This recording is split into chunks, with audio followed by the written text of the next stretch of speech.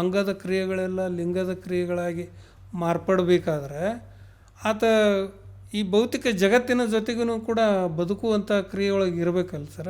ಲಿಂಗ ಅಂದ್ರೆ ಏನು ಅನ್ನುವಂಥದ್ದನ್ನು ನಾವು ಸಂಪೂರ್ಣವಾಗಿ ತಿಳ್ಕೊಂಡು ಬಿಟ್ರೆ ಬೇರೆಯವನ್ನ ಅರಿಯಬೇಕಾಗುವಂಥ ಪ್ರಶ್ನೆನೂ ಬರೋಂಗಿಲ್ಲ ಅಂತ. ಯಾಕಂದ್ರೆ ಜಗತ್ತಿನೊಳಗಿರುವಂಥದ್ದೆಲ್ಲವೂ ಕೂಡ ಅದು ಲಿಂಗವೇ ಆಗಿರೋದರಿಂದ.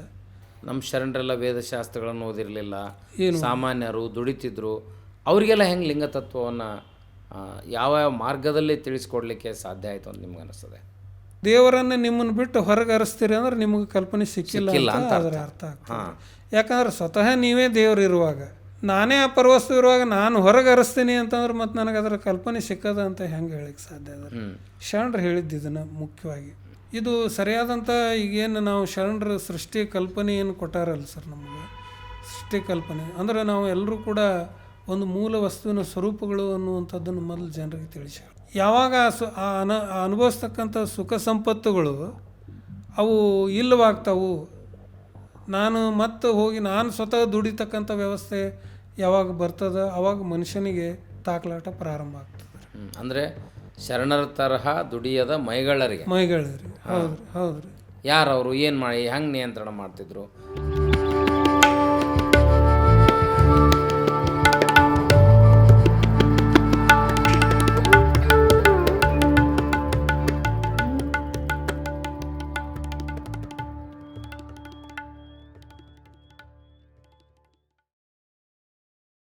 ಹೀಗಾಗಿ ಆ ಸ್ಥಳಗಳ ಹಂತಕ್ಕೆ ಮೊದಲಿಂದ ಯಾಕೆ ಹಂಗೆ ಅವುಗಳಿಗೆ ಹಂತ ಕೊಟ್ಟರು? ಆದರೆ ಇವು ತಿಳುವಳಿಕೆಗಾಗಿ ಮಾತ್ರ. ಭಕ್ತ ಅಂದ ಹಿಂಗಿರಬೇಕು. ಭಕ್ತನ ಲಕ್ಷಣಗಳೇನು? ಭಕ್ತ ಅಂತಂದ್ರೆ ಶಾಂತನಾಗಿರಬೇಕು, ಆತನಲ್ಲಿ ಸಿಟ್ಟು, ಕ್ರೋಧ, ಆಮೇಲೆ ಇವು ಏನು ನಾವು ಅರಿಷಡ್ ವರ್ಗಗಳು ಅಂತೇನು ಕರಿತೀವಿ, ಇವು ಯಾವು ಇರಬಾರ್ದು ಅನ್ನುವಂಥದ್ದು. ಇವನ್ನೆಲ್ಲ ಆದಷ್ಟು ಆ ಸ್ಥಳದೊಳಗೆ ಅವನ್ನ ಹೊರಗೆ ಹಾಕ್ಕೊಂತ ಹೋಗಬೇಕು ಅಂತನ್ನುವಂಥದ್ದು. ಈ ಪಥದೊಳಗೆ ಮುಂದೆ ನಿಷ್ಠೆ ಯಾವಾಗ ದೃಢತೆ ನಮ್ಮಲ್ಲಿ ಬರ್ತದೆ, ಅದಕ್ಕೆ ಮಹೇಶ ಅಂಥೇಳಿ ಅವರು ಆ ಸ್ಥಳಕ್ಕೆ ಒಂದು ಹೆಸರು ಇಡ್ತಾರೆ ಸರ್, ಮಹೇಶ ಸ್ಥಳ ಅಂತೇಳಿ.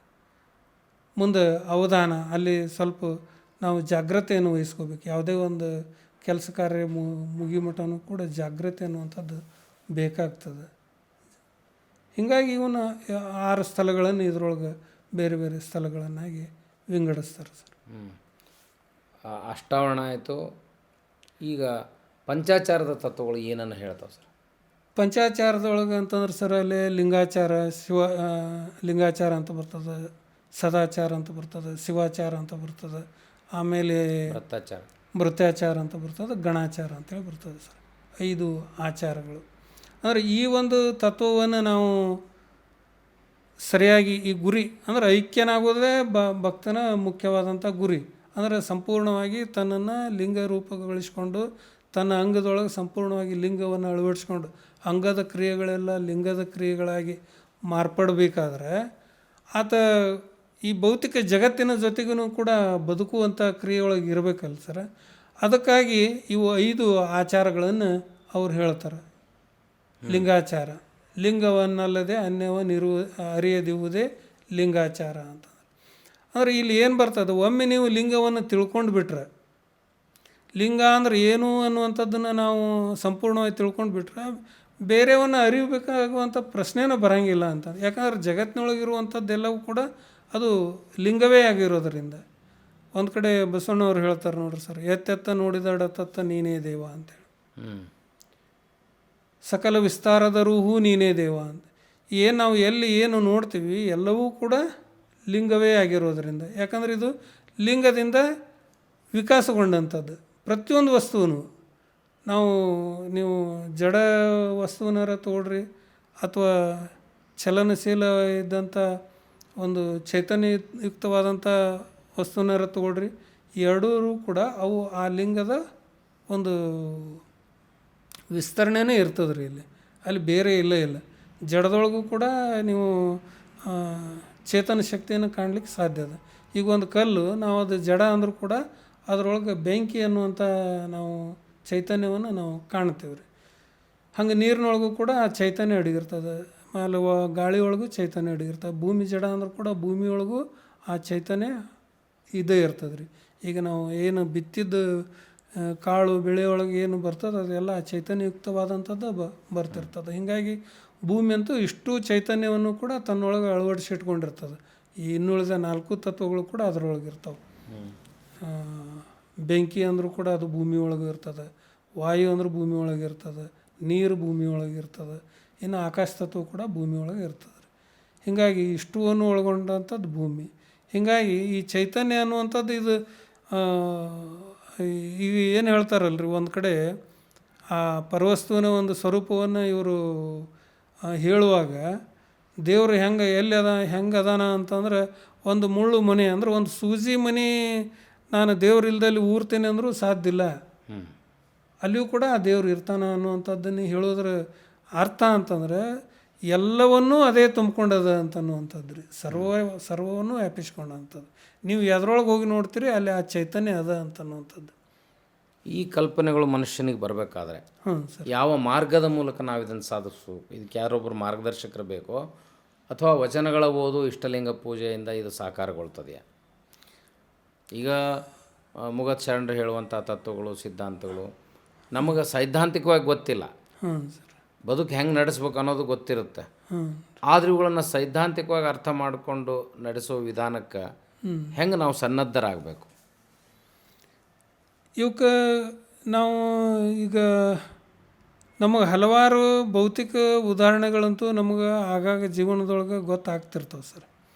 ಮತ್ತು ಈಗ ನಾವು ಸಂತರು ಮಹಾಂತರು ಅವರು ಇವನು ಕೇಳ್ತಿರ್ತೀವಿ ರೀ. ಏನು ಎಲ್ಲೋ ಪ್ರವಚನ ನಡೆದಾಗ ಅವ್ರ ಉಪದೇಶಗಳು ಏನು ಅನ್ನೋದನ್ನು ನಾವು ಕೇಳ್ತೀವಿ ರೀ. ಅಷ್ಟರ ಮಟ್ಟಿಗೆ ನಮಗೆ ಅದರ ತಿಳುವಳಿಕೆ ಬರ್ತದೆ. ಆವಾಗ ನಾವು ಇದ್ರ ಪರಿಪೂರ್ಣ ಒಂದು ಇದ್ರ ತಿಳುವಳಿಕೆ ನಮಗೆ ಬರಬೇಕಾದ್ರೆ ನಾವು ಅದನ್ನು ತಿಳ್ಕೊಂಡವ್ರ ಹತ್ರ ಕೇಳಲೇಬೇಕಾಗ್ತದೆ ಸರ್. ಕೇಳಾರ್ದೆ ಇದು ಗೊತ್ತಾಗೋದಿಲ್ಲ. ಅದಕ್ಕೆ ಶರಣರು ಒಂದು ಕಡೆ ಹೇಳ್ತಾರೆ, ತಿಳಿಸ್ಲಾರ್ದೆ ಯಾವುದೂ ತಿಳಿಯಂಗಿಲ್ಲ ಅಂತನ್ನೋದು ಮೊದಲಿಗೆ. ಆದರೆ ಪ್ರತಿಯೊಂದು ಈ ಭೌತಿಕ ಬದುಕಿನೊಳಗೆ ನಮಗೆ ತನ್ನಿಂದ ತಾನೇ ಅದು ಯಾವ ಕಾಲಕ್ಕೆ ಏನು ತಿಳುವಳಿಕೆ ಬರ್ಬೇಕು ಆ ತಿಳುವಳಿಕೆ ಬರ್ತಿರ್ತದೆ. ಬಟ್ ಈ ಒಂದು ಆಧ್ಯಾತ್ಮಿಕ ತಿಳುವಳಿಕೆ ಅನ್ನೋದು ಒಬ್ಬರು ತಿಳಿಸಿ ಹೇಳಿದಾಗ ನಮಗೆ ಸಂಪೂರ್ಣವಾಗಿ ಅರ್ಥ ಬರ್ತದೆ. ಶರಣರ ಉದ್ದೇಶ ತಿಳಿಸಿ ಹೇಳಿದಾಗ ಇದು ಬರ್ತದೆ ಅಂದ್ರೆ, ತಿಳಿಸಿ ಹೇಳಾವ ಯಾಕೆ ಇಲ್ಲಿ ಈ ಹೇಳಿಸ್ಕೊಳ್ಳೋವಾಗ ಯಾಕೆ ಅವ ಉನ್ನತ ವ್ಯಕ್ತಿಯಾಗಿ ಗುರು ಯಾಕೆ ಆಗಿ ಕಾಣೋದಿಲ್ಲ ಅನ್ನುವಂಥದ್ದು ಇಲ್ಲಿ ಬರ್ತದೆ ಸರ್. ಗುರು ಶಿಷ್ಯ ಅಂತಕ್ಕಂಥ ಭೇದವನ್ನು ಶರಣರು ಅಲ್ಲಗಳಿತಾರೆ. ಭೇದ ಒಟ್ಟು ನೀವು ಯಾವುದ್ರೊಳಗೆ ಗುರು ಶಿಷ್ಯ ಅನ್ನೋದಲ್ರಿ, ಎಲ್ಲದರೊಳಗೂ ಭಿನ್ನತೆಯನ್ನು ಶರಣರು ಎಲ್ಲೂ ಒಪ್ಪೋದನೇ ಇಲ್ಲ. ಅವರು ಸಮಾನತೆಯನ್ನು ಹೇಳ್ತಾರೆ. ಯಾಕೆ ಹಂಗೆ ಶರಣರು ಸಮಾನತೆಯನ್ನು ಹೇಳ್ತಾರಂದ್ರೆ, ಎಲ್ಲರೊಳಗೂ ಈ ನೈಸರ್ಗಿಕವಾಗಿ ಇದ್ದಂಥ ಎಲ್ಲ ವ್ಯವಸ್ಥೆ ಎಲ್ಲರಲ್ಲಿಯೂ ಕೂಡ ಅದು ಅಡುಗೆದ ಅಂತನ್ನುವಂಥದ್ದು. ನೀವು ಜ್ಞಾನರ ಅನ್ರಿ, ಶಕ್ತಿನರ ಅನ್ರಿ, ಪ್ರತಿಯೊಂದು ನನ್ನೊಳಗೆ ಏನು ಶಕ್ತಿ ಅದ ಆ ಶಕ್ತಿ ನಿಮ್ಮಲ್ಲಿನೂ ಕೂಡ ಐತಿ, ನಿಮ್ಮಲ್ಲಿದ್ದದ್ದು ನನ್ನೊಳಗೂ ಕೂಡ ಐತಿ. ಅದ್ರ ವ್ಯತ್ಯಾಸ ಅಂದ್ರೆ ಅದನ್ನು ಬಳಸ್ಕೊಳ್ಳುವಂಥ ಒಂದು ಕ್ರಿಯೆ ಏನು ನಾನು ಮಾಡ್ತೀನಿ, ಅದು ನಾ ಎಷ್ಟನ್ನು ಅದನ್ನು ಆ ಶಕ್ತಿಯನ್ನು ಬಳಸ್ಕೊತೀನಿ ಅಷ್ಟು ನನಗೆ ಪ್ರಾಪ್ತ ಆಗ್ತದೆ. ನಮ್ಮ ಶರಣರೆಲ್ಲ ವೇದಶಾಸ್ತ್ರಗಳನ್ನು ಓದಿರಲಿಲ್ಲ, ಸಾಮಾನ್ಯರು ದುಡಿತಿದ್ರು, ಅವರಿಗೆಲ್ಲ ಹೆಂಗೆ ಲಿಂಗತತ್ವವನ್ನು ಯಾವ ಮಾರ್ಗದಲ್ಲಿ ತಿಳಿಸ್ಕೊಡ್ಲಿಕ್ಕೆ ಸಾಧ್ಯ ಆಯಿತು ಅಂತ ನಿಮ್ಗೆ ಅನಿಸ್ತದೆ? ಇಲ್ಲಿ ನಾವು ಶರಣರು ಇದು ಈ ಏನು ವೇದ ಉಪನಿಷತ್ತುಗಳು ಅವು ಇವನ್ನೆಲ್ಲ ಅಧ್ಯಯನ ಮಾಡಿದ್ದಿಲ್ಲ ಅಂತ ಹೇಳಿದರು ಕೂಡ ಬಸವಣ್ಣನವರು ಇವನ್ನೆಲ್ಲ ಅಧ್ಯಯನ ಮಾಡಿದ್ರು ಅನ್ನುವಂಥದ್ದು ನಮಗೆ ಕಂಡು ಬರ್ತದೆ. ಅವ್ರ ವಚನಗಳ ಮೂಲಕ ಗೊತ್ತಾಗ್ತದೆ. ಹ್ಞೂ ರೀ, ವಚನಗಳ ಮೂಲಕ ಗೊತ್ತಾಗ್ತದೆ. ಮತ್ತು ಅವರು ಸಣ್ಣವರಿದ್ದಾಗ ಏನು ಕೂಡಲ ಸಂಗಮಕ್ಕೆ ಬಂದು ಏನು ಒಂದು ಶಿಕ್ಷಣವನ್ನು ಅವರು ಅಧ್ಯಯನ ಮಾಡ್ತಾರೆ, ಶಿಕ್ಷಣ ಪಡ್ಕೊತಾರೆ, ಅಲ್ಲಿ ಇವುಗಳನ್ನೆಲ್ಲ ಅವರು ಅಧ್ಯಯನ ಮಾಡಿ ಅವಾಗೇನು ಇವು ಸಾಮಾಜಿಕವಾಗಿ ಕೆಲವು ಕ್ರಿಯೆಗಳು ನಡೀತಿದ್ವಲ್ಲ ಸರ್. ಅಂದರೆ ಈಗ ಹೆಣ್ಣನ್ನು ಅತಿ ನಿಕೃಷ್ಟವಾಗಿ ಕಾಣುವಂಥದ್ದು, ಹೆಣ್ಮಕ್ಳು ಅಂತಂದ್ರೆ ಅವ್ರನ್ನ ಒಂದು ಪುರುಷನ ಸಮಾನಾಗಿ ನೋಡಲಾರ್ದಂಥ ಸ್ಥಿತಿ ಆವಾಗ ಇತ್ತು, ಅದು ಆಗಲಿ. ಆಮೇಲೆ ಈ ದಲಿತ ಒಂದು ಸಮಾಜವನ್ನು ಅಸ್ಪೃಶ್ಯತೆ ಅನ್ನುವಂಥದ್ದು, ಅಸ್ಪೃಶ್ಯ ಆಚರಣೆ ಅನ್ನುವಂಥದ್ದು ಏನೈತಿ, ಅಸ್ಪೃಶ್ಯತೆ, ಅದು ಅವ್ರ ಮೇಲೆ ಬಹಳಷ್ಟು ಪರಿಣಾಮವನ್ನು ಬೀರ್ತದೆ. ಅವರು ಕೂಡ ನಮ್ಮಂಗೆ ಮನುಷ್ಯರೇ ಇದ್ದು ಎಲ್ಲವೂ ನಮಗೇನದ ಎಲ್ಲದರೂ ಕೂಡ ಅವರಲ್ಲಿದ್ದರೂ ಕೂಡ ಅವ್ರನ್ನ ಯಾಕೆ ಆ ರೀತಿ ಇದು ಮಾಡ್ತಾರೆ ಅಂತ. ಒಂದು ಪಶು ಪಕ್ಷಿಗಳಂಗೆ ಅವ್ರನ್ನ ಟ್ರೀಟ್ ಮಾಡುವಂಥದ್ದು, ಪ್ರಾಣಿಗಳಂಗೆ ಟ್ರೀಟ್ ಮಾಡುವಂಥದ್ದು ಇದು ಎಷ್ಟರ ಮಟ್ಟಿಗೆ ಸರಿ ಅನ್ನುವಂಥ ಪ್ರಶ್ನೆ ಅವರಲ್ಲಿ ಮೂಡಿದಾಗ ಅವರು ಈ ಇದರೊಳಗೆ ಏನ್ರಿ ನಾವು ವೇದಶಾಸ್ತ್ರ ಇವನ್ನೆಲ್ಲ ಅಧ್ಯಯನ ಮಾಡೋದ್ರ ಮುಖಾಂತರವಾಗಿ ಇಷ್ಟಲಿಂಗದ ಕಲ್ಪನೆ ಅವರು ಕಂಡು ಹಿಡಿತಾರೆ. ಅಂದರೆ ಈ ದೇವರ ಕಲ್ಪನೆನೇ ಈ ಜನರಿಗೆ ಸರಿಯಾದಂಥ ಕಲ್ಪನೆ ಇರಲಾರ್ದಕ್ಕೆ ಹಿಂಗಾಗ್ಲಿಕ್ಕತ್ತದ, ದೇವರ ಕಲ್ಪನೆ ಹೆಸರ ಮೇಲೆ ಶೋಷಣೆ ಆಗ್ಲಿಕ್ಕತ್ತದ ಅನ್ನೋದನ್ನು ತಿಳ್ಕೊಂಡಂಥ ಅವರು ಅದಕ್ಕೆ ಅವರು ಸರಿಯಾದಂಥ ದೇವರ ಕಲ್ಪನೆಯನ್ನು ಕೊಡಲಿಕ್ಕೆ ಪ್ರಯತ್ನ ಮಾಡ್ತಾರೆ ಇಷ್ಟಲಿಂಗದ ಮುಖಾಂತರ. ಅದಕ್ಕೆ ಅವರು ಗುಡಿ ಗುಂಡಾರಗಳಲ್ಲಿ ಇರ್ತಕ್ಕಂಥ ದೇವರ ಹೆಸರಿನಲ್ಲಿ, ಅಂದರೆ ಆ ಗುಡಿ ಗುಂಡಾರಗಳಿಗೆ ಹೋಗುವುದರ ಮುಖಾಂತರವಾಗಿ ಇವ್ರಿಗೆ ನೀವು ಅಲ್ಲಿ ಬರಬೇಡ್ರಿ ಅಂತ ಹೇಳೋದಾಗಲಿ, ಅಥವಾ ನೀವು ಅಲ್ಲಿ ಹೋಗಲಿಕ್ಕೆ ಯೋಗ್ಯರು ಅಯೋಗ್ಯರು ಅನ್ನುವಂಥ ಈ ವ್ಯತ್ಯಾಸಗಳನ್ನು ಮಾಡಿ ಇವ್ರನ್ನ ಶೋಷಣೆಗೆ ಒಳಪಡಿಸಿರೋದರಿಂದ ಇವ್ರಿಗೆ ನಿಜವಾದ ದೇವರ ಕಲ್ಪನೆಯನ್ನು ಕೊಟ್ಟರೆ ಇವರು ತಮ್ಮ ಒಂದು ಬದುಕಿನೊಳಗೆ ಒಂದು ಮೇಲ್ಮಟ್ಟದ ಜೀವನವನ್ನು ನಡೆಸಲಿಕ್ಕೆ ಸಾಧ್ಯ ಆಗ್ತದೆ ಅನ್ನುವಂಥ ಒಂದು ಅರಿವನ್ನು ಅವರಿಗೆ. ಈಗ ನೀವು ದೇವರ ಕಲ್ಪನೆಯನ್ನು ಕೊಟ್ಟರು ಅಂತ ಹೇಳಿದ್ರಿ. ದೇವರ ಕಲ್ಪನೆಯನ್ನು ಯಾಕೆ ಕೊಡಬೇಕಾಗಿತ್ತು ಅಂದರೆ ಗುಡಿಗುಂಡಾರಗಳಿಂದ ಶೋಷಣೆ ಆಗ್ತಿತ್ತು. ಈಗ ವೈದಿಕತೆಯಲ್ಲಿರುವಂತಹ ಆ ದೇವರ ಕಲ್ಪನೆ, ಗುಡಿಗುಂಡಾರಗಳ ಕಲ್ಪನೆ ಸರಿಯೋ ತಪ್ಪೋ ಹಂಗಿದ್ರೆ? ಅಂದರೆ ಒಂದು ಯಾವುದು ಮನುಷ್ಯನನ್ನು ಶೋಷಣೆ ಮಾಡುವಂಥ ವ್ಯವಸ್ಥೆ ಏನದಲ್ರಿ ಇದು ತಪ್ಪಂತ ಹೇಳ್ಬೇಕಾಗ್ತದೆ. ಮನುಷ್ಯನನ್ನು ಶೋಷಣೆ ಮಾಡ್ತಕ್ಕಂಥ ವ್ಯವಸ್ಥೆ ತಪ್ಪು. ಮನುಷ್ಯನನ್ನು ಶೋಷಣೆ ಮೇಲ್ವರ್ಗದವರು ಕೆಳವರ್ಗದವ್ರಿಗೆ ಮಾಡ್ತಾರೆ, ಸ್ವತಃ ಅವ್ರ ದೇವಾಲಯಗಳಿಗೆ ಹೋಗ್ತಾರಲ್ಲ. ಹ್ಞೂ ರೀ, ಅಲ್ಲೇ ಶೋಷಣೆ ಏನು ಆಗಂಗಿಲ್ಲ ರೀ. ಅವರೇ ದೇವಾಲಯಕ್ಕೆ ಹೋಗೋದ್ರಿಂದ ಶೋಷಣೆ ಆಗೋದಿಲ್ಲ. ಆದ್ರೆ ಅಲ್ಲಿ ದೇವರ ನಿಜವಾದಂಥ ಕಲ್ಪನೆ ನಮಗೆ ಸಿಗಂಗಿಲ್ಲ. ಅವರಿಗೂ ಸಿಕ್ಕಿಲ್ಲ ಅಂತ ಅರ್ಥ ಆಯ್ತಲ್ಲ, ವೈದಿಕರಿಗೂ ಸಿಕ್ಕಿಲ್ಲ ಆ ಕಲ್ಪನೆ ಅಂತ ಅರ್ಥ ಆಯ್ತು. ನೀವು ದೇವರನ್ನು ನಿಮ್ಮನ್ನು ಬಿಟ್ಟು ಹೊರಗೆ ಹರಿಸ್ತೀರಿ ಅಂದ್ರೆ ನಿಮಗೆ ಕಲ್ಪನೆ ಸಿಕ್ಕಿಲ್ಲ ಅಂತ ಅದರ ಅರ್ಥ ಆಗ್ತದೆ. ಯಾಕಂದ್ರೆ ಸ್ವತಃ ನೀವೇ ದೇವರು ಇರುವಾಗ, ನಾನೇ ಅಪರವಸ್ತು ಇರುವಾಗ ನಾನು ಹೊರಗೆ ಹರಿಸ್ತೀನಿ ಅಂತಂದ್ರೆ ಮತ್ತು ನನಗೆ ಅದರ ಕಲ್ಪನೆ ಸಿಕ್ಕದ ಅಂತ ಹೆಂಗೆ ಹೇಳಿಕ್ಕೆ ಸಾಧ್ಯ ಅದ? ಶರಣರು ಹೇಳಿದ್ದು ಇದನ್ನು ಮುಖ್ಯವಾಗಿ, ನೀನು ಯಾವ ದೇವರನ್ನು ಹರಿಸ್ತಾ ಇದ್ದಿ ಆ ದೇವರೇ ನೀನಿರೋದ್ರಿಂದ ನೀನು ಅದನ್ನು ಹೊರಗೆ ಹರಿಸ್ಬೇಡ, ನೀನು ಒಳಗೆ ಹರಿಸು. ಈ ದೇವರನ್ನು ಹುಡುಕುವ ಪ್ರಯತ್ನ ಇದಕ್ಕಿಂತಲೂ ಮುಖ್ಯ. ಅವನಿಗೆ ಹಸಿವಿರುತ್ತೆ, ನೀರಡಿಕೆ ಇರುತ್ತೆ, ದಾಹ ಇರುತ್ತೆ, ಅದನ್ನು ಪೂರೈಸ್ಕೋಬೇಕು. ಅವನ ಹೊಟ್ಟೆಪಾಡು, ಅವನ ದೈಹಿಕ ಸುಖಗಳನ್ನು ಪೂರೈಸಿದ ಮೇಲೆ ಇವೆಲ್ಲ ಚಿಂತನೆಗಳು ಮನುಷ್ಯನಿಗೆ ಬರ್ತಾವೆ, ಸಾಮಾನ್ಯರಿಗೆ. ಮತ್ತು ಅವ್ರಿಗೆಲ್ಲ ಇದಾದ ಮೇಲೆ ಅದು ಬರುತ್ತೆ ಅನ್ನೋದಾದ್ರೆ ಅದನ್ನು ಇದು ಫುಲ್ಫಿಲ್ ಆಗ್ಬೇಕಲ್ಲ ಎಲ್ಲ ದೈಹಿಕ ತೃಷೆಗಳು. ಇದು ಪೂರ್ಣಗೊಂಡ ಮೇಲೆ ಅವನು ದೇವರ ಕಡೆಗೆ ಹೋಗ್ತಾನೆ. ದೇವರ ಕಡೆಗೆ ಹೋಗೋದು, ಆಧ್ಯಾತ್ಮದ ಕಡೆಗೆ ಹೋಗೋದು, ಅನುಭವದ ಕಡೆಗೆ ಹೋಗೋದು, ಧ್ಯಾನದ ಕಡೆಗೆ ಹೋಗೋದು ಮನುಷ್ಯ ಸಂತೃಪ್ತಿ ಆದಮೇಲೆ. ಆದ್ರೆ ಎಲ್ಲರೂ ತೊಂದರೆ, ನೋವು, ಹಿಂಸೆಯಲ್ಲಿರ್ಬೇಕಾದಾಗ ಅದ್ರ ಕಲ್ಪನೆ ಅವಶ್ಯಕತೆ ಇದೆ ಅಂತೀರಿ? ಈಗ ಮನುಷ್ಯನ ಏನು ಇವು ಅವಶ್ಯಕತೆಗಳು ಅಂತ ಏನು ನಾವು ಹೇಳ್ತೇವಲ್ಲ ಸರ್, ಇವೆಲ್ಲ ಅವಶ್ಯಕತೆಗಳನ್ನು ಪೂರೈಸುವಂಥದ್ದು ಇದು ಇಷ್ಟಲಿಂಗದ ಒಂದು ಕಲ್ಪನೆ ಅನ್ನುವಂಥದ್ದು. ಹೆಂಗೆ ಅಂತಂದ್ರೆ, ಈಗ ನನಗೆ ಹಸಿವು ಆಗ್ತದೆ, ನನಗೆ ನೀರಡಿಕೆ ಆಗ್ತದೆ, ಸರಿ. ಆ ಹಸಿವನ್ನು ನಾನು ನೀಗಿಸ್ಕೋಬೇಕಾದ್ರೆ ನಾನು ದುಡಿಬೇಕು ಅಂತಂದ್ರೆ ಅದು ಯಾವ್ದಾರ ಮಾರ್ಗದಿಂದ ಹೋಗಿ ದುಡಿದು ಬಂದ್ರೆ ಅದು ಸರಿಯಲ್ಲ. ಅದಕ್ಕೆ ಶರಣರು ಕಾಯಕದ ಕಲ್ಪನೆಯನ್ನು ಕೊಟ್ಟರು. ಕಾಯಕ ಅಂದರೆ ಅದು ಸತ್ಯಶುದ್ಧವಾಗಿರುವಂಥದ್ದು. ಹೀಗಾಗಿ ನನ್ನ ಹಸಿವನ್ನು ನೀಗಿಸ್ಕೊಳ್ಳಿಕ್ಕೆ ನಾನು ಯಾವುದೋ ಮಾರ್ಗವನ್ನು ಅನುಸರಿಸೋದ್ರ ಬದಲಾಗಿ ಹಿಂಗೆ ಸತ್ಯಶುದ್ಧ ಮಾರ್ಗವನ್ನು ಅನುಸರಿಸಿ ನಾನು ಹಸಿವನ್ನು ತೀರಿಸ್ಕೊಳ್ಳುವಂಥ ಪ್ರಯತ್ನ ಮಾಡಿದ್ನಿ ಅಂತಂದ್ರೆ ಅಲ್ಲಿ ನನಗೆ ನೆಮ್ಮದಿ ಅನ್ನೋದು ಇರ್ತದೆ. ಈ ಬೇರೆ ಅನ್ಯಾಯದ ಮಾರ್ಗದಿಂದ ಮಾಡುವಂಥದ್ರೊಳಗೆ ಅಲ್ಲಿ ನೆಮ್ಮದಿ ಇರೋದಿಲ್ಲ. ಹೀಗೆ ನಾವು ದೇಹದ ಪ್ರತಿಯೊಂದು ಏನು ಇವು ಬೇಕುಗಳದಾವಲ್ರಿ, ಇವನ್ನೆಲ್ಲವೂ ಕೂಡ ನಾವು ಈ ಒಂದು ಆಧ್ಯಾತ್ಮ ತತ್ವದೊಳಗೆ ಇವನ್ನೆಲ್ಲ ನೆರವೇರಿಸ್ಕೊಳ್ಳಿಕ್ಕೆ ಸಾಧ್ಯದ ಅಂತ. ಈಗ ತಾವು ವೃತ್ತಿಯಲ್ಲಿದ್ರಿ, ಬ್ಯಾಂಕ್ನಲ್ಲಿದ್ರಿ, ಕೆಲಸ ಮಾಡ್ತಾಯಿದ್ರಿ. ಈ ತತ್ವ ಮತ್ತು ತಿಳುವಳಿಕೆ ಅರಿವು ಯಾವ ಪ್ರಸಂಗದಲ್ಲಿ ಉಂಟಾಯ್ತು? ಯಾಕಂದ್ರೆ ವೈಯಕ್ತಿಕವಾಗಿ ಇವರು ಮೂರು ಶರಣರಿಷ್ಟು ಆಳವಾಗಿ ಇವತ್ತು ಲಿಂಗ ತತ್ವದ ಬಗ್ಗೆ ಮಾತಾಡ್ತಾರಂದ್ರೆ ಅದರ ಹಿಂದಿರುವಂಥ ಪ್ರೇರಣೆ ಮತ್ತು ಶಕ್ತಿ ಏನು? ಇಲ್ಲಿ ನನಗೆ ಹೇಳ್ಬೇಕಂದ್ರೆ ಸರ್, ಇದು ನಾನು ಒಂದು 33 ವರ್ಷ ತನಕ ಬಸವಣ್ಣವ್ರು ಅಂದ್ರೆ ಏನು ಗೊತ್ತಿದ್ದಿಲ್ಲ ನನಗೆ. ಅಂದರೆ ಶಾಲೆ ಒಳಗೆ ಒಂದು ಆ ಪಾಠದೊಳಗೆ ಒಂದು ವಚನ ಅಕ್ಕಮಹಾದೇವಿ ಬಸವಣ್ಣವ್ರು ಹಿಂಗೆ ಏನು 4ನೇತ 5ನೇತ ಪಾಠದೊಳಗೆ ಬಂದಿರ್ತದೆ ಅಷ್ಟೇ ಖರೆ. ಆದರೆ ಹಿಂಗೆ ತಾತ್ವಿಕವಾಗಿ ನಮಗೆ ತಿಳುವಳಿಕೆ ಇದ್ದಿಲ್ಲ. ನಾವು ಈ ಗ್ರಾಮೀಣ ಭಾಗದಿಂದ ಬಂದಿರೋದ್ರಿಂದ ಅದ್ರ ಬಗ್ಗೆ ಏನು ಅಷ್ಟೊಂದು ನಮಗೆ ಕಲ್ಪನೆ. ಯಾಕಂದ್ರೆ ಅಲ್ಲಿ ಬಸವಣ್ಣ ಅಂದ್ರೆ ಎತ್ತು ಅಂತೇಳಿ ಎತ್ತಿನ ಮೆರವಣಿಗೆ ಮಾಡುವಂಥ ಕಾಲ ಸರ್. ಹಿಂಗಿದ್ದಾಗ ನಾವು ಆಮೇಲೆ ನಾವು ಚಿಕ್ಕವರಿದ್ದಾಗೂ ಕೂಡ, ನಾನು ಸಣ್ಣವನಿದ್ದಾಗೂ ಕೂಡ ಈ ಭಕ್ತಿ ಅನ್ನೋದು ಇತ್ತು ರೀ. ಭಕ್ತಿ ಅನ್ನೋದು ಹ್ಞೂ ರೀ, ಇದು ದೇವ್ರ ಮೇಲೆ ಭಕ್ತಿ ಅನ್ನೋದಿತ್ತು. ನಮ್ಮ ಮನೆ ಎದುರುಗಡೆ ಅವರು ಪಂಡ್ರಪುರ ಸಂತರಿದ್ದರು, ವಿಠಲನ ಭಕ್ತರಿದ್ದರು. ಆವಾಗ ನಾನು ಅವರೇನು ಭಜನೆಗಳನ್ನು ಮಾಡ್ತಿದ್ರು ಅದೇ ಥರ ನಮ್ಮ ಮನೆ ಪ್ರಾಂಗಣದೊಳಗೂ ಕೂಡ ಮಕ್ಕಳನ್ನದು ಸೇರಿಸ್ಕೊಂಡು ನಾನೇ ಅಭಂಗಗಳು ಅಂಥೇಳಿ ನಮ್ಮ ಇಲ್ಲೇನು ವಚನಗಳದಾವೆ ಆ ಥರ ಅಲ್ಲಿ ಮರಾಠಿ ಅಭಂಗಗಳಂತೆ ಬರ್ತಾವೆ ಸರ್. ಅವು ಭಾಳಷ್ಟು ಅಭಂಗಗಳನ್ನು ನಾನು ಬಾಯ್ಪಾಟ್ ಮಾಡಿ ಮಕ್ಕಳಿಗೆ ಅನಿಸ್ಕೊಂತ ನಾನು ಅನ್ನೋದು ಒಟ್ಟು ಅದು ಚಿಕ್ಕಂದಿನಿಂದ ಹಿಂಗೆ ರೂಢಿ ಆಗಿತ್ತು ರೀ. ಅದರಲ್ಲಿ ಈ ತಾತ್ವಿಕ ಚಿಂತನೆಗಳು ಏನು ನಮಗೆ ಅವಾಗ ಗೊತ್ತಿದ್ದಿಲ್ಲ.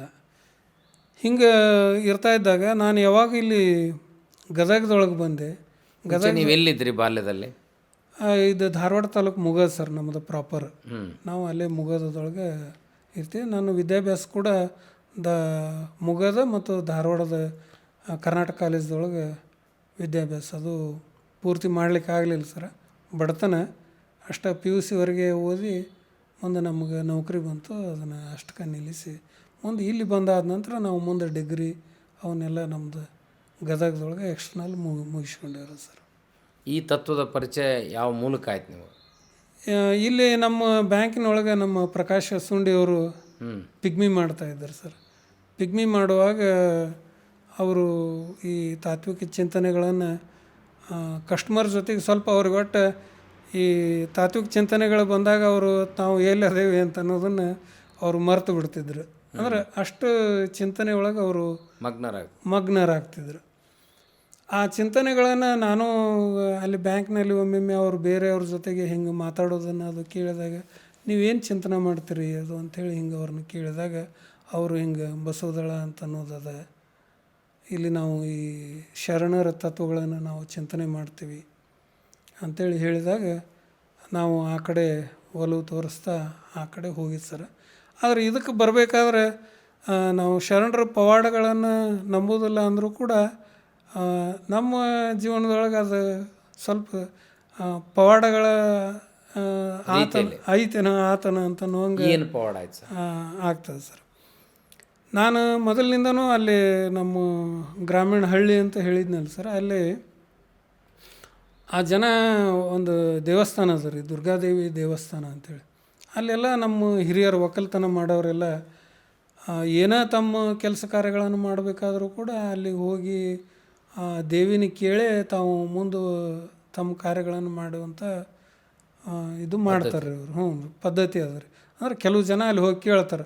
ಈಗ ಉದಾಹರಣೆಗೆ ಬಿತ್ತಬೇಕಾಗಿತ್ತು ಅಂತಂದ್ರೆ ನಾನು ಇಂಥ ದಿವಸ ಬಿತ್ತಬೇಕಂತ ಮಾಡೀನಿ, ಬಿತ್ತಲೋ ಬೇಡೋ, ಇಂಥ ದಿವಸ ನಾನು ಕಟಾವು ಮಾಡ್ಬೇಕಂತ ಮಾಡೀನಿ, ಮಾಡಲೋ ಬೇಡೋ, ನನ್ನ ಮಗ ಹಿಂಗೆ ಇಂಥ ಕ್ಲಾಸ್ನೊಳಗೆ ಕಲಿತಾನೋ, ಪಾಸ್ ಆಗ್ತಾನೋ ಇಲ್ಲೋ, ಹಿಂಗೆ ಅವ್ರು ಆ ದೇವರ ಮೇಲೆ ಅವ್ರದ್ದು ನಂಬಿಕೆ ರೀ. ಹಿಂಗೆ ಕೇಳ್ತಿದ್ರು. ಮತ್ತು ನಾವು ಅಲ್ಲೇ ಇರೋದ್ರಿಂದ ಅವು ನಮಗೂ ಕೂಡ ಅದರದ್ದು ಇತ್ತು. ಸಣ್ಣವರಿದ್ದಾಗ ನಾನು ಕೂಡ ಅಲ್ಲಿ ಹೋಗ್ತಿದ್ದೆ, ನಾನು ಕೇಳ್ತಿದ್ದೆ, ನನಗೆ ನೌಕರಿ ಬಗ್ಗೆ ವಿಚಾರ ಮಾಡ್ತಿದ್ದೆ. ನಾನು ಬೇರೆ ಬೇರೆ ತರಗತಿಯಲ್ಲಿ ಓದುವಾಗ ಆ ತರಗತಿಯಲ್ಲಿ ಪಾಸ್ ಆಗ್ತೇನೋ ಇಲ್ಲೋ ಅಂತ ಅನ್ನೋದು ವಿಚಾರ ಮಾಡ್ತಿದ್ದೆ. ಯಾಕಂದ್ರೆ ನಮಗೆ ನಾವು ಸ್ವತಃ ಇದನ್ನು ನಾನು ಎಷ್ಟು ಅಧ್ಯಯನ ಮಾಡ್ತೀನಿ, ನಾನು ಎಷ್ಟು ಶ್ರದ್ಧೆ ಹಾಕಿ ನಾನು ಅಧ್ಯಯನ ಮಾಡ್ತೀನಿ, ಅದ್ರ ಮುಖಾಂತರ ನಮಗೆ ಈ ಮಾರ್ಕ್ಸ್ ಬರ್ತಾವೆ, ನಾನು ಪಾಸ್ ಆಗ್ತೀನಿ ಅನ್ನುವಂಥ ತಿಳುವಳಿಕೆ ಅವಾಗ ಪ್ರೈಮರಿ ಮತ್ತು ಹೈಸ್ಕೂಲ್ನೊಳಗೆ ನಮಗೆ ಇರಲಿಲ್ಲ. ಹೀಗಾಗಿ ನಾನು ಅಲ್ಲಿ ಹೋಗ್ತಿದ್ದೆ. ಒಂದು ಸಲ ಏನು ಈ ಪವಾಡ ಅನ್ನುವಂಥದ್ದು ಏನು ನಡೀತು ರೀ ಅಂದರೆ, ನಾನು ಇಲ್ಲಿ ಬಂದಾದ ನಂತರ ರೀ, ಗದಗಿಗೆ ಬಂದ ನಂತರ ಕೇವಲ ನಾನಷ್ಟೇ ಇಲ್ಲಿ ನೌಕರಿ ಮಾಡ್ಕೊಂಡು ನನ್ನಷ್ಟಕ್ಕೆ ನಾನು ಇದ್ರೆ ಸರಿಯಾಗಂಗಿಲ್ಲ. ನನ್ನ ಜೊತೆಗಿರ್ತಕ್ಕಂಥ ಅಣ್ಣತಮ್ಮರ ಜೊತೆಗೂ ಕೂಡ ನಾನು ಅವ್ರನ್ನೆಲ್ಲರನ್ನೂ ಜೊತೆಗೂಡಿ ಇರಬೇಕು ಅಂಥೇಳಿ ನಾನು ಮುಗದಕ್ಕೆ ಆ ಸೈಡ್ ಟ್ರಾನ್ಸ್ಫರ್ ತೊಗೊಂಡು ಇಲ್ಲಿಂದ ಹೋದೆ ರೀ. ಹೋದಾಗ ಅಲ್ಲಿ ಏನಾಯ್ತು ರೀ ಅಂದ್ರೆ, ನಾನು ಅಲ್ಲಿ ಅವರು ಎಲ್ಲರ ಜೊತೆಗೂಡಿ ಸಂತೋಷದಿಂದ ಇರೋದಕ್ಕಿಂತ ನಾನು ಅನಾರೋಗ್ಯಕ್ಕೆ ಒಳಗಾದೆ ಅಲ್ಲಿ. ಅನಾರೋಗ್ಯಕ್ಕೆ ಒಳಗಾಗಿ ಅಲ್ಲಿ ವಾತಾವರಣ ನನಗೆ ಸರಿ ಬರುವುದಿಲ್ಲ ನೀವು ಅಂಥೇಳಿ ಅಲ್ಲಿ ಡಾಕ್ಟ್ರ್ ನನಗೆ ಮತ್ತು ಗದಗ ಸೈಡ್ ಅವರು ಸೂಚಿಸಿದರು. ಹೀಗಾಗಿ ನಾನು ಗದಗ ಸೈಡ್ ಈ ಕಡೆ ಮತ್ತೆ ಬಂದೆ. ಬರುವಾಗ ನನಗೇನು ಅಲ್ಲಿ ಆ ದೇವಸ್ಥಾನದ ಮೇಲೆ ಆಸ್ತೆ ಇತ್ತಲ್ಲ ರೀ, ನಾನೇನು ಅಲ್ಲಿ ನಡ್ಕೊತಿದ್ದೆ ಮೊದಲು. ಆವಾಗ ಅಲ್ಲಿ ನನಗೆ ಇಲ್ಲಿ ಬಂದ ನಂತರ ಆರಾಮಾದ ತಕ್ಷಣ ಅಲ್ಲಿ ಹಂಗಾರೆ ಅದನ್ನು ಪೂಜಾ ಸಲ್ಲಿಸಿ ಬರಬೇಕು ಅಂತೇಳಿ ಹೋಗಿದ್ದೆ ನಾನು. ಹೋದಾಗ ನಾನು ಅಲ್ಲಿ ಮನೆಯೊಳಗೆ ಮಲಗಿದಾಗ ಅವಾಗ ರಾತ್ರಿ ನನಗೆ ಒಂದು ಕನಸು ಬಿತ್ತು ರೀ. ಕನಸು ಏನು ಬಿತ್ತು ಅಂತಂತಂದ್ರೆ ನನಗೆ ಆ ದೇವಿಯಿಂದ ಲಿಂಗ ದೀಕ್ಷಾ ಆದಂಗೆ ಅವತ್ತು ಕನಸು ಬಿತ್ತದು. ದೇವಿನೇ ಸಾಕ್ಷಾತ್ ನನಗೆ ಉಪದೇಶ ಮಾಡಿ ಲಿಂಗವನ್ನು ಕೊಟ್ಟಂಥ ಕನಸು. ಆ ಕನಸು ಹೆಂಗಿತ್ತು ರೀ ಅಂದ್ರೆ ನಾವು ನೋಡ್ರಿ ಕನಸಿನಾಗ ಕನಸು ಕಾಣ್ತೀವಿ ಮತ್ತು ಮುಂಜಾನೆ ಎದ್ದುಗಳೇ ಏನೂ ಇಲ್ಲ ಬಿಡು ಅಂತ ಎದ್ದು ಬಿಡ್ತೀರಿ. ಅದು ಏನಾಯ್ತಂದ್ರೆ ಅದು ನನಗೆ ಹೇಳ್ಕೊಟ್ಟಂಥ ಮಂತ್ರ ಅದು ಅದು ಹಂಗೆ ಅಣ್ತಾನೇ ಇದ್ದೆ ರೀ. ಅಣ್ತಾನೇ ಇದ್ದೆ.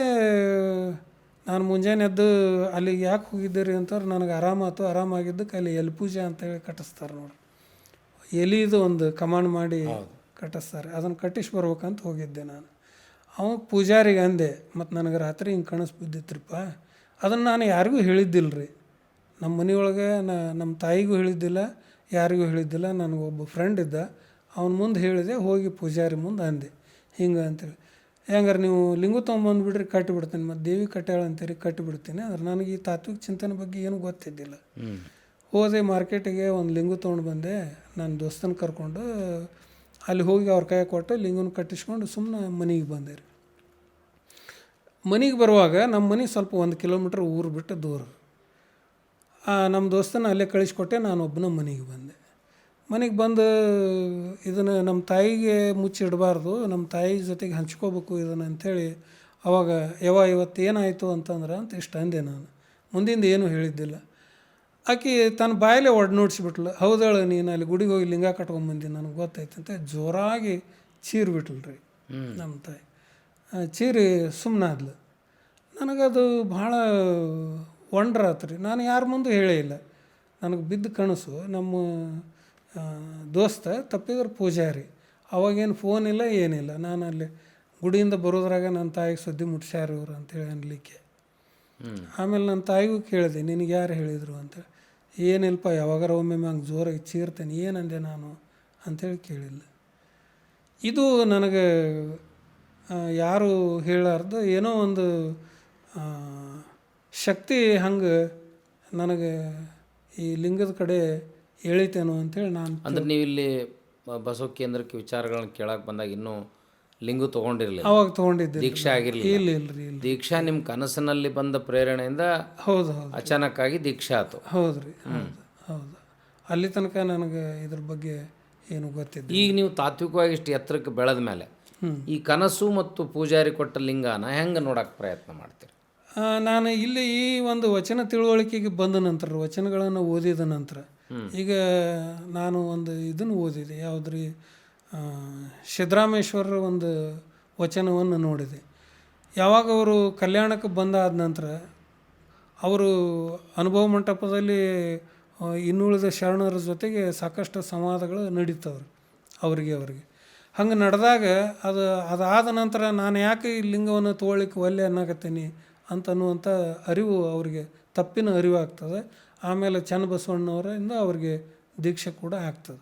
ಅವರು ಚನ್ನಬಸವಣ್ಣವರಿಂದ ದೀಕ್ಷೆ ತಂದು ಅದಕ್ಕಿಂತ ಪೂರ್ವದೊಳಗೆ ಅವರು ಇಲ್ಲಿ ಸೊಲ್ಲಾಪುರದೊಳಗೆ ಏನು ಒಂದು ಗುಡಿಯನ್ನು ಕಟ್ಟಿಸಿದ್ರು, ತಾವು ಸ್ವತಃ ಕಟ್ಟಿದಂಥ ಕಪಿಲಸಿದ್ಧ ಮಲ್ಲಿಕಾರ್ಜುನನ ಗುಡಿ ಏನಂತೆ, ಆ ಗುಡಿ ಪೂಜಾರಿ ಅವರೇ ಕೂಡ ಆಗಿದ್ದರು.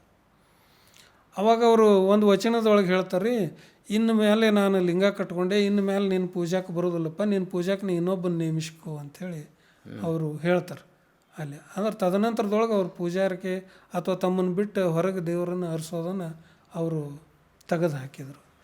ಅದನ್ನು ನೋಡಿದ ನಂತರ ನಾನು ಆ ಒಂದು ಇದನ್ನು ತೆಗೆದು ಹಾಕಿದೆ ರೀ. ಏನು ಈ ಸ್ಥಾವರಗಳನ್ನು ಪೂಜೆ ಮಾಡ್ತಕ್ಕಂಥ ಇದನ್ನು ತೆಗೆದು ಹಾಕಿ, ಮತ್ತು ಇಳಕಲ್ಲಿಗೆ ಮಹಾಂತಪ್ಪಗಳ ಕಡೆಯಿಂದ ಮತ್ತು ನಾನು ಹೋಗಿ ದೀಕ್ಷೆಯನ್ನು ಪಡ್ಕೊಂಡು ಬಂದೆ ರೀ. ಆವಾಗ ಈ ಒಂದು ನಿರಾಕಾರ ಲಿಂಗ ತತ್ವಕ್ಕೆ ಒಳಗಾದೆ, ಸ್ಥಾವರವನ್ನು ಬಿಟ್ಟು. ಅಂದ್ರೆ ಯಾವ ಪ್ರಾಯದಲ್ಲಿ ನಿಮ್ಗೆ ಅದು, ಯಾವ ವಯಸ್ಸಿನಲ್ಲಿ ನಿಮ್ಗೆ ಅದು ರಿಯಲೈಸ್ ಆಯಿತು? 33ನೇ ವಯಸ್ಸಿಗೆ ನಾನಿದ್ದೆ ಸರ್. 33 ವರ್ಷಕ್ಕೆ ರಿಯಲೈಸ್. ಮುಂದೆ ಅದರ ಪಾಲನೆ, ಇಷ್ಟಲಿಂಗ ಪೂಜಾ, ಶಿವಯೋಗ ಯಾವ ರೀತಿ ಪ್ರಾಕ್ಟೀಸ್ ಮಾಡ್ತಾ ಬಂದೆ ನೀವು?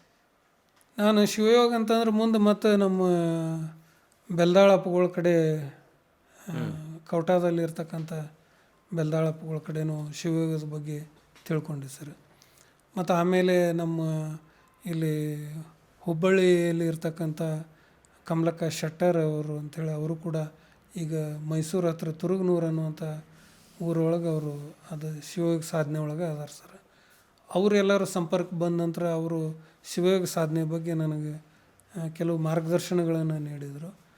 ಹೀಗಾಗಿ ಅವಾಗ ನಾನು ಬೆಳಿಗ್ಗೆ 4 ಗಂಟೆಗೆ ಎದ್ದು ಪ್ರತಿ ದಿವಸ ಈ ಪೂಜೆಯನ್ನು ಮಾಡೋದು, ಶಿವಯೋಗ ಸಾಧನೆಯನ್ನು ಮಾಡೋದು, ಈ ರೀತಿ ಮಾಡ್ತಾ ಬರ್ತಿದ್ದಾರೆ. ಈ ನಮ್ಮ ಲಿಂಗತತ್ವದಲ್ಲಿ ವಚನಗಳ ಪ್ರಭಾವ ಮತ್ತು ಪಾತ್ರ ಹೆಂಗಿರ್ತದಂತೆ? ವಚನಗಳು ಪ್ರತಿಯೊಂದು ನಮ್ಮ ಜೀವನದ ಪ್ರತಿಯೊಂದು ಹೆಜ್ಜೆ ಹೆಜ್ಜೆಗೂ ನಮಗೆ ಅವು ಮಾರ್ಗದರ್ಶಕವಾಗೇ ಇರ್ತವೆ ಸರ್. ಯಾಕಂದ್ರೆ ಇವು ವಚನಗಳು ನಮಗೆ ಈ ಸಮಾಜದಿಂದ ಬೇರ್ಪಡಿಸಿ ಅವು ನೋಡೋದಿಲ್ಲ ಅಂತ ನನಗೆ ಅನ್ನಿಸ್ತದೆ ರೀ. ಪ್ರತಿಯೊಂದಕ್ಕೂ ನಮಗೆ ಮಾರ್ಗದರ್ಶನವನ್ನು ನೀಡ್ತಾವೆ. ಅಂದ್ರೆ ಸಮಾಜದೊಳಗೆ ಪ್ರತಿಯೊಬ್ಬರೂ ಕೂಡ ಆ ಲಿಂಗ ಸ್ವರೂಪಿಗಳಂಗೆ ಕಾಣುವಂಥ ಒಂದು ಮಾರ್ಗದರ್ಶನ ಅವು ನಮಗೆ ನೀಡ್ತಾವೆ. ಪ್ರತಿಯೊಂದು ಕೂಡ ಆ ಲಿಂಗನೇ ಅನ್ನುವಂಥದ್ದು. ಹೀಗಾಗಿ ವಚನಗಳು ನಮ್ಮನ್ನು ಭೌತಿಕವಾಗಿ ಅವು ಬೇರೆ ಅಂತ ಅವು ನಮಗೆ ತೋರ್ಸಂಗಿಲ್ಲ ಅಂತ.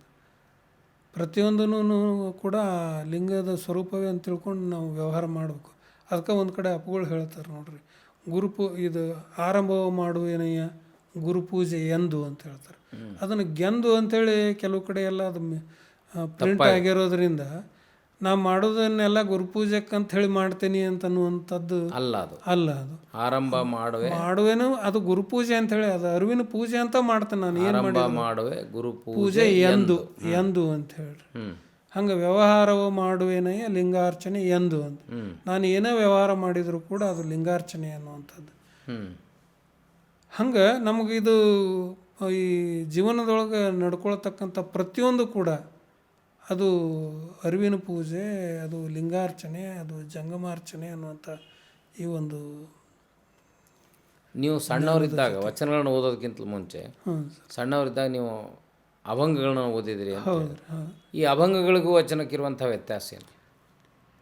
ಅಭಂಗಗಳಿಗೆ ಅಂತಂದ್ರೆ ಅವರು ಸ್ಥಾವರವಾಗಿ ದೇವರನ್ನು ನೋಡ್ತಾರೆ ಸರ್. ಮತ್ತು ಅಲ್ಲಿ ನಿರಾಕಾರವನ್ನು ಕೂಡ ಅವರು ತೋರಿಸ್ತಾರೆ. ಇನ್ನು ನಾವು ಎಲ್ಲಿದ್ದರೂ ಆತ ಬಂದು ಸಹಾಯ ಮಾಡ್ತಾನೆ ಅನ್ನುವಂಥ ಒಂದು ಕಲ್ಪನೆಯನ್ನು ಅಭಂಗದೊಳಗೆ ಕೊಡ್ತಾರೆ. ಆದರೆ ಈಗೀಗ ನಾವು ಆ ಅಭಂಗಗಳಿಗೂ ವಚನಗಳಿಗೂ ಅವನ್ನ ಹೋಲಿಸಿ ನೋಡಿದರೆ ಭಾಳಷ್ಟು ಶರಣರ ಪ್ರಭಾವ, ಸಂತರ ಅಂದ್ರೆ ಈ ಏನು ಒಂದು ಪಂಢರಪುರ ಸಂತರ ಒಂದು ಪರಂಪರೆ ಅಂಥೇಳಿ ಏನು ಕರಿತೀವಲ್ಲ ಸರ್, ಜ್ಞಾನದೇವ, ತುಕಾರಾಮ ಅಂತ ದೊಡ್ಡ ದೊಡ್ಡ ಸಂತರ ಅದರಲ್ಲ, ಅವ್ರ ಮೇಲೆಲ್ಲ ಕೂಡ ಈ ಶರಣರ ಪ್ರಭಾವ ಆಗಿರೋದನ್ನು ನಾವು ನೋಡ್ತೀವಿ ಸರ್ ಭಾಳಷ್ಟು. ಈಗ ಅವರಲ್ಲಿ ಕೂಡ ಈ ತಾರತಮ್ಯ ಭಿನ್ನತೆ ಅನ್ನೋದು ಇಲ್ಲ ಸರ್. ಸಂತರಲ್ಲಿ ಅವರು ಭಿನ್ನತೆಯನ್ನು ಮಾಡೋದಿಲ್ಲ. ಅವರು ಕೂಡ ಎಲ್ಲ ಯಾವುದೇ ಕಾಸ್ಟ್ ಇರಲಿ ಏನೇ ಇರಲಿ ಅವರು ಎಲ್ಲರೂ ಒಂದೇ ಅಂತೇಳಿ ತಿಳ್ಕೊತಾರೆ. ಅವರು ಜಾತಿ ಭೇದ ಮಾಡೋದಿಲ್ಲ ಅಲ್ಲಿ. ಹಾಗೆ ಶರಣರೊಳಗೂ ಕೂಡ ಅದು ಜಾತಿ ಭೇದ ಅನ್ನುವಂಥದ್ದು ಇಲ್ಲವೇ ಇಲ್ಲ. ಜಾತಿ ಭೇದ ಮಾಡಲೇಬಾರದು ಅಂತನ್ನುವಂಥದ್ದು. ಈ ಜಾತಿ ಧರ್ಮದ ಸಂಕುಚಿತ ಮನೋಭಾವನೆ ಹೋಗ್ಬೇಕಾದಾಗ ಯಾವ ರೀತಿಯ ಮಾರ್ಗವನ್ನು ನಾವು ಜನರನ್ನು ಒಳಗೊಳ್ಳುವಂಥ ಕೆಲಸವನ್ನು ಮಾಡಬೇಕು ಇವತ್ತಿನ ಸಂದರ್ಭದಲ್ಲಿ? ಅಂದರೆ ಇದು ಸರಿಯಾದಂಥ ಈಗೇನು ನಾವು ಶರಣರ ಸೃಷ್ಟಿ ಕಲ್ಪನೆ ಏನು ಕೊಟ್ಟಾರಲ್ಲ ಸರ್, ನಮಗೆ ಸೃಷ್ಟಿ ಕಲ್ಪನೆ ಅಂದರೆ ನಾವು ಎಲ್ಲರೂ ಕೂಡ ಒಂದು ಮೂಲ ವಸ್ತುವಿನ ಸ್ವರೂಪಗಳು ಅನ್ನುವಂಥದ್ದನ್ನು ಮೊದಲು ಜನರಿಗೆ ತಿಳಿಸಿ ಹೇಳ್ಬೇಕು ಸರ್. ಅದೇ ಮೇನ್ ನಮ್ಗೆ. ನಾವೆಲ್ಲ ಮೂಲ ವಸ್ತುವಿನ ಸ್ವರೂಪಗಳು ಖರೆ, ತಂದೆ ತಾಯಿ ಅದೇ ನಮಗೆ. ಅಂದ್ರೆ ನಮ್ದು ಎಲ್ಲ ಒಂದೇ ರಕ್ತ ಅಂತ. ನಾವೆಲ್ಲ ಒಂದೇ ರಕ್ತದಿಂದ ಹುಟ್ಟಿದವರು, ನಾವೆಲ್ಲ ಒಂದೇ ಚೈತನ್ಯದಿಂದ ಬಂದಂಥವ್ರು ಇರುವಾಗ ಮತ್ತು ನಮ್ಮಲ್ಲಿ ಭಿನ್ನತೆ ಯಾಕೆ ಅನ್ನುವಂಥದ್ದು ಇದನ್ನು ಸರಿಯಾಗಿ ನಾವು ತಿಳಿಸಿ ಹೇಳುವಂಥದ್ದನ್ನು ಮಾಡಬೇಕು. ಮತ್ತು ಹಂಗಿದ್ಮೇಲೆ ಬಸವಾದಿ ಶರಣರ ಕಗ್ಗೊಲೆ ಯಾಕಾಯಿತು? ಈ ಧರ್ಮವನ್ನು ನಿಲ್ಲಿಸುವಂಥ ಪ್ರಯತ್ನ ಯಾಕೆ ನಡೀತು? ಅಂದರೆ ಇಲ್ಲಿ ಕೆಲವು ಈಗ ಏನಾಗ್ತಾವೆ ಸರ್, ಈಗ ನಮಗೆ ಕೆಲವು ಅನಾಯಾಸವಾಗಿ ಕೆಲವು ಪ್ರಾಪ್ತ ಆಗ್ತಿರ್ತವೆ ವ್ಯವಸ್ಥೆಗಳಿಂದ. ನಾನೇನು ದುಡಿಲಿಲ್ಲ ಅಂದರೂ ಕೂಡ ಈ ಸಾಮಾಜಿಕ ವ್ಯವಸ್ಥೆಯಿಂದ ನನಗೆ ಅನಾಯಾಸವಾಗಿ ಬರ್ತಿರ್ತದೆ. ಎಲ್ಲ ಸುಖ ಸಂಪತ್ತುಗಳನ್ನು ನಾನು ಅನುಭವಿಸ್ತಿರ್ತೀನಿ. ಯಾವಾಗ ಆ ಅನುಭವಿಸ್ತಕ್ಕಂಥ ಸುಖ ಸಂಪತ್ತುಗಳು ಅವು ಇಲ್ಲವಾಗ್ತಾವು, ನಾನು ಮತ್ತೆ ಹೋಗಿ ನಾನು ಸ್ವತಃ ದುಡಿತಕ್ಕಂಥ ವ್ಯವಸ್ಥೆ ಯಾವಾಗ ಬರ್ತದೆ ಆವಾಗ ಮನುಷ್ಯನಿಗೆ ತಾಕಲಾಟ ಪ್ರಾರಂಭ ಆಗ್ತದೆ. ಅಂದರೆ ಶರಣರ ತರಹ ದುಡಿಯದ ಮೈಗಳರಿಗೆ ಮೈಗಳಿರಿ. ಹೌದ್ರಿ ಹೌದ್ರಿ. ಯಾರು ಅವರು ಏನು ಮಾಡಿ ಹೆಂಗೆ ನಿಯಂತ್ರಣ ಮಾಡ್ತಿದ್ರು, ತಾನಾಗಿ ಹೆಂಗೆ ಬರ್ತಿತ್ತು ಅವ್ರಿಗೆ? ಅಂದ್ರೆ ಮತ್ತು ಈಗ ಸಮಾಜದೊಳಗೆ ಸುಮಾರು 190ರಷ್ಟು ಜನರನ್ನ ಅವರೆಲ್ಲ ಒಂದು ಕೆಳವರ್ಗದವರು, ಶೂದ್ರರು ಅನ್ನುವಂಥ ಕೆಟಗರಿಗೆ ಅವ್ರನ್ನ ಸೇರಿಸಿ ತಾವಷ್ಟೇ ಮೇಲ್ವರ್ಗದವರು ಅನ್ನುವಂಥದ್ದು ಮಾಡಿಕೊಂಡು ಎಲ್ಲ ವ್ಯವಸ್ಥೆಗಳನ್ನು ಕೂಡ ತಮ್ಮ ಒಳಗೆ ಇಟ್ಕೊಂಡು ಈ 90% ಜನರಿಗೆ ಯಾವುದೇ ಅವ್ರಿಗೆ ಏನು ಆಸ್ತಿ ಶಿಕ್ಷಣ ಏನೂ ಇಲ್ದಂಗೆ ಅವ್ರನ್ನ ಇಟ್ಟು ಇವರು ಅದರ ಎಲ್ಲವನ್ನು ಅವರು ದುಡಿದಂಥ ಪ್ರತಿಯೊಂದು ಆದಾಯವನ್ನು ಇವರೇ ಅನುಭವಿಸ್ತಿದ್ರು. ಹೀಗಾಗಿ ಮತ್ತು ಅವ್ರಿಗೆ ಈಗ ಎಲ್ಲರೂ ನಾವು ಒಂದೇ ಅನ್ನುವಂಥದ್ದು ಬಂದಾಗ ಈಗ 100 ಎಕರೆ ಹೊಲದೊಳಗೆ ನಾನು ದುಡಿದು ಬಂದು ನಾನು ಏನೂ ಅದನ್ನು ಉಪಯೋಗಿಸ್ಲಾರ್ದು ನೀವೇ ಎಷ್ಟು ಕೊಡ್ತೀರಿ ಅಷ್ಟರ ಮೇಲೆ ನಾನು ಬದುಕನ್ನು ಕಟ್ಕೋಬೇಕು. ನಾನು ಹರಕರ್ಬಿ ಉಟ್ಕೋವಲ್ನಿ, ನಾನು ಗುಡಿಸಲ್ದೊಳಗೆ ಇರುವಲ್ನಿ, ಅದನ್ನು ಯಾವುದೂ ವಿಚಾರ ಮಾಡಲಾರ್ದ ಬದುಕುವಂಥ ಸ್ಥಿತಿ ನಂದು. ಆದರೆ ದುಡಿದು ಬಂದಂಥದ್ದನ್ನು ಎಲ್ಲವನ್ನು ಏನು ದುಡಿಲಾರ್ದ ಪ್ರತಿಯೊಂದನ್ನು ಅನುಭವಿಸುವಂಥ ಸ್ಥಿತಿ ನಿಮ್ಮದಾಗಿತ್ತು ಅವಾಗ ನೀವು ಎಲ್ಲರೂ ಸಮಾನರು ಅಂತ ತಿಳ್ಕೊಂಡಾಗ ಏನಾಗ್ತದೆ, ನೀವು ದುಡಿಯುವಂಥ ಪರಿಸ್ಥಿತಿ ಬರ್ತದೆ ಅಂತನೂ ಆಟೋಮೆಟಿಕ್ಲಿ ಅದು ಅವ್ರಿಗೆ ರೋಷ ಉಕ್ಕಿ ಬಂತ್ರಿ. ಇವರಿನ್ನು ಈ ವ್ಯವಸ್ಥೆನ ಹಾಳು ಮಾಡಿಬಿಡ್ತಾರೆ, ನಾವು ಕೂಡ ಇನ್ನು ಅವ್ರ ಜೊತೆಗೆ ಹೋಗ್ಬೇಕಾಗ್ತದೆ, ಅವ್ರ ಜೊತೆಗೆ ದುಡಿಬೇಕಾಗ್ತದೆ, ಎಲ್ಲರೂ ಒಂದು ಅನ್ನೋದನ್ನು ಇವ್ರು ತರಲಿಕ್ಕತ್ತಾರ. ಇದರಿಂದ ಎಲ್ಲ ಸಂಪೂರ್ಣವಾಗಿ ತಲಾಂತರದಿಂದ ಮುಂದೆ ಎಲ್ಲ ದುಡಿಯುವಂಥ ವ್ಯವಸ್ಥೆ ಬಂತಲ್ಲ ಅಂಥೇಳಿ ಅವ್ರಿಗೆ ಎಲ್ಲಿಲ್ಲದ ಇದು ಬಂತು ಸರ್. ಸಿಟ್ಟು ಆಕ್ರೋಶ ಎಲ್ಲ ಬಂದು ಅವಾಗ ಮತ್ತು ರಾಜ್ಯ ಸತ್ಯವು ಕೂಡ ಅವ್ರ ಕೈಯಾಗೆ ಇರೋದರಿಂದ ಅದನ್ನು ಉಪಯೋಗ ಮಾಡಿ ಇಲ್ಲ ಸಲ್ಲದ್ದೆಲ್ಲ ರಾಜರ ತಲೆ ಒಳಗೆ ತುಂಬಿ ಶರಣರು ಎಲ್ಲಿ ಬೇಕಲ್ಲಿ ಕಗ್ಗೊಲೆ ಮಾಡಿದರು. ಭಾಳಷ್ಟು ಶರಣರು ಮಾರಣ ಹೋಮ ನಡೀತು. ಈಗ ನಾವು ವರ್ತಮಾನದ ಸಂದರ್ಭದಲ್ಲಿ ಬುದ್ಧ, ಬಸವ, ಬಾಬಾ ಸಾಹೇಬ್ ಅಂಬೇಡ್ಕರ್ ಬಗ್ಗೆ ಹೇಳ್ತೀವಿ. ಇವು ಹೇಗೆ ಒಂದಕ್ಕೊಂದು ಪೂರಕ ಅಂತ ನಿಮಗೆ ಅನ್ನಿಸ್ತದೆ ತಳ ಸಮುದಾಯದ ಬದುಕನ್ನು ಕಟ್ಕೊಳ್ಳಿಕ್ಕೆ?